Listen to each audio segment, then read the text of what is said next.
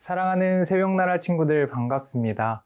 오늘 여러분과 함께 주일 말씀을 나눌 이선민 전도사입니다. 오늘 말씀을 통해 우리 마음이 주님께서 주시는 평안으로 가득하기를 소망합니다.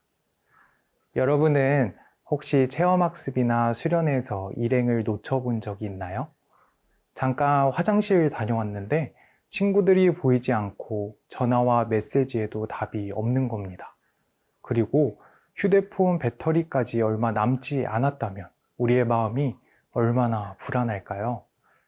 친구들을 찾으러 움직여야 할지 아니면 그 자리에 그대로 있어야 할지 판단하기도 어려울 것입니다. 그런데 바로 그때 멀리서 누군가가 내 이름을 부르며 나를 향해 달려오는 모습을 발견한다면 마음이 어떨까요? 아마 누군가가 나를 찾고 있다는 사실만으로도 불안했던 마음은 조금씩 안정을 찾게 될 것입니다. 이처럼 우리가 실제로 일행을 놓치지는 않더라도 살아가다 보면 마음의 길을 잃은 것처럼 불안하고 막막할 때가 있습니다. 오늘 하나님께서는 바로 그런 우리에게 어떤 말씀을 들려주시는지 함께 살펴보기를 원합니다. 오늘 말씀의 제목은 다시 목자의 품으로입니다. 오늘의 말씀은 에스겔 34장 11절에서 24절입니다. 내가 내 양떼를 찾아보고 살펴볼 것이다. 목자가 그의 흩어진 양들 가운데 있을 때 그날에 그가 그의 양떼를 찾아 나서듯이 내가 내 양을 찾아 나설 것이다. 구름이 끼고 어두운 날에 그들이 뿔뿔이 흩어져 간 모든 곳에서 내가 그들을 구해낼 것이다. 내가 그들을 여러 민족으로부터 데려오고 그들을 여러 나라에서 모아들여서 그들의 땅에 데려올 것이다. 이스라엘의 산에서 골짜기에서 그 땅의 모든 두거지에서 내가 그들을 먹일 것이다. 좋은 목초지에서 내가 그들을 먹일 것이고 이스라엘의 높은 산들은 그들의 우리가 될 것이다. 그곳에서 그들은 좋은 우리에 드러누우며 이스라엘 산지의 풍성한 초지에서 먹게 될 것이다. 내가 친히 내 양떼를 먹이고 그들을 눕힐 것이다. 주 여호와의 말이다. 나는 잃어버린 사람을 찾고 추방된 사람을 데려오며 상처 입은 사람을 싸매주고 약한 사람을 강하게 할 것이다. 그러나 살찐 사람과 강한 사람은 내가 멸망시키고 정의로 그들을 먹일 것이다. 너 내 양떼야. 나 주 여호와가 이렇게 말한다. 내가 양과 양 사이에서 순양들과 염소들 사이에서 심판할 것이다. 너희가 좋은 목초지에서 풀을 뜯는 것이 어찌 하찮은 일이냐? 너희의 나머지 풀밭을 너희는 자신의 발로 짓밟아야만 하느냐? 너희가 맑은 물을 마시는 것이 어디 하찮은 일이냐? 너희가 남은 것을 너희의 발로 더럽혀야만 하느냐? 너희가 자신의 발로 짓밟은 것을 내 양떼가 뜯어먹고 너희가 자신의 발로 더럽힌 것을 내 양떼가 마셨다. 그러므로 그들에게 주 여호와가 이렇게 말한다. 내가 살찐 양과 마른 양 사이에서 심판할 것이다. 너희가 옆구리와 어깨로 밀어대며 모든 약한 양들을 너희의 뿔로 받아버렸기 때문에 내가 내 양떼를 구해낼 것이고 그들은 더 이상 약탈당하지 않을 것이다. 내가 양과 양 사이에서 심판할 것이다. 내가 그들 위에 한 목자 곧 내 종 다윗을 세울 것이니 그가 그들을 먹일 것이다.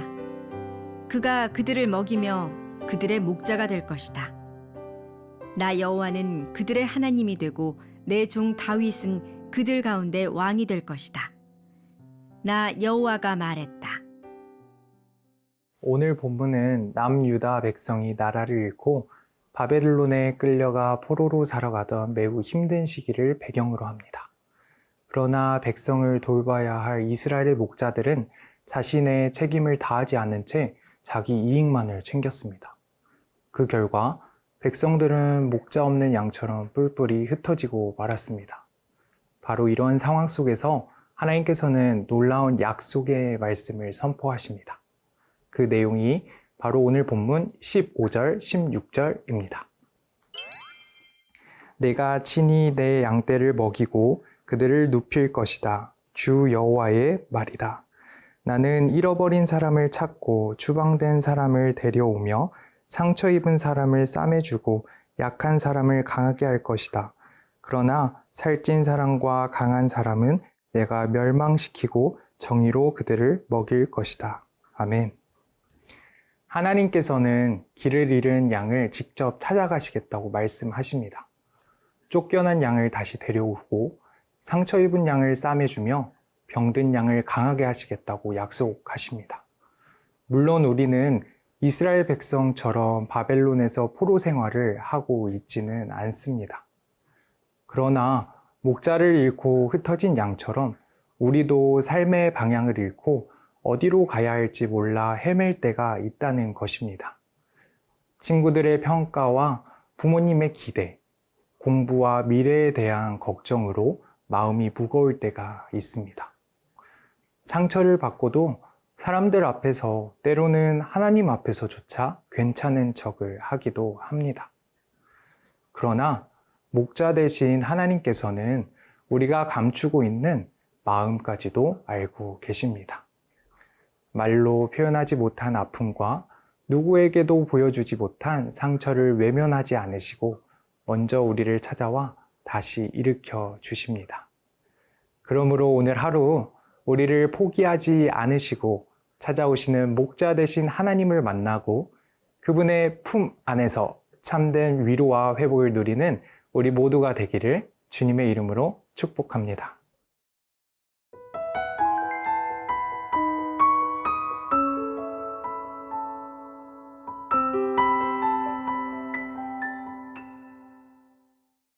오늘 본문의 말씀이 선포되었을 때 다윗은 이미 세상을 떠난 지 오래였습니다.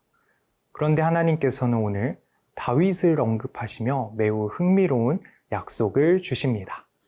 그 내용이 바로 오늘 본문 23절입니다.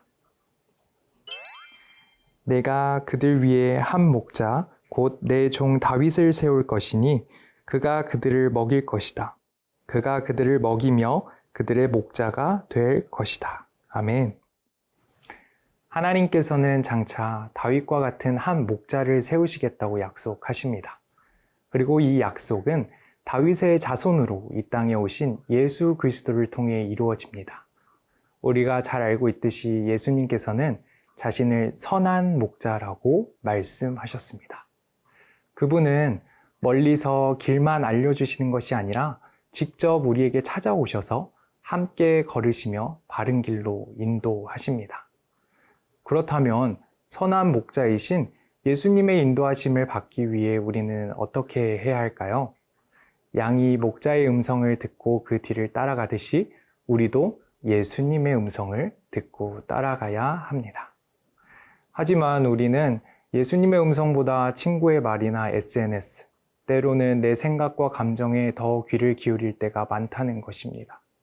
여러분은 중요한 선택의 순간에 누구의 목소리를 먼저 듣고 있나요? 양은 자신이 원하는 곳으로 갈 때가 아니라 목자를 따라갈 때 가장 안전합니다. 이처럼 예수님을 따른다는 것은 학교와 학원, 가정에서 내 생각을 앞세우기보다 그분의 말씀을 믿고 그 말씀에 따라 선택하며 살아가는 것입니다. 오늘 어떤 상황에 있든지 우리를 포기하지 않으시고 이름을 불러 찾아오시는 예수님의 품으로 다시 나아가길 소망합니다. 그리고 선한 목자 대신 예수님의 음성을 듣고 따라 살아가는 우리 모두가 되기를 주님의 이름으로 축복합니다. 사랑의 하나님, 길을 잃고 상처 입은 우리를 포기하지 않으시고 먼저 찾아와 주심에 감사합니다. 날마다 하나님의 위로를 누리며 선한 목자 되신 예수님의 음성을 따라가는 우리가 되게 하옵소서. 예수님의 이름으로 기도합니다. 아멘.